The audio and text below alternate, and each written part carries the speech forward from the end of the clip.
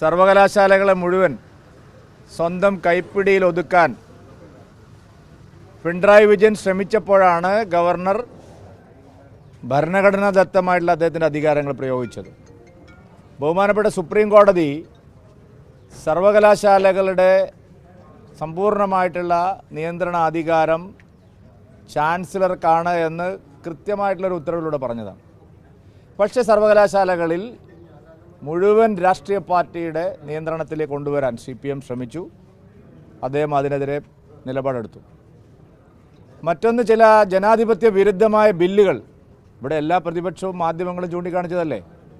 ലോകായുക്തയുടെ കഴുത്ത് ഞെരിച്ചു കൊല്ലാൻ ബില്ല് കൊണ്ടുവരുന്നു.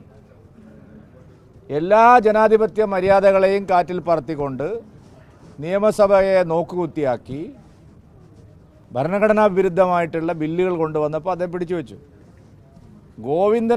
ഗോവിന്ദൻ്റെ പാർട്ടിയാണ് ഭരണഘടനയെ കശാപ്പ് ചെയ്തത്. അതാണ് കേരളം കണ്ടത്. അതുകൊണ്ട് ആരിഫ് മുഹമ്മദ് ഖാനോട്, ആദരണീയനായ ഗവർണറോട് CPMനുള്ള വൈരാഗ്യം മനസ്സിലാക്കാൻ കഴിയുന്നതേ ഉള്ളൂ.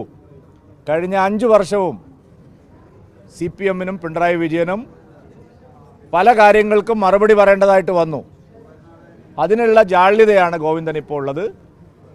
ഗോവിന്ദൻ വിചാരിക്കുന്നത് ആരിഫ് മുഹമ്മദ് ഖാൻ പോയി വേറൊരു ഗവർണർ വന്നാൽ ഈ കള്ളത്തരമെല്ലാം ഇവിടെ നടത്താമെന്നാണ്.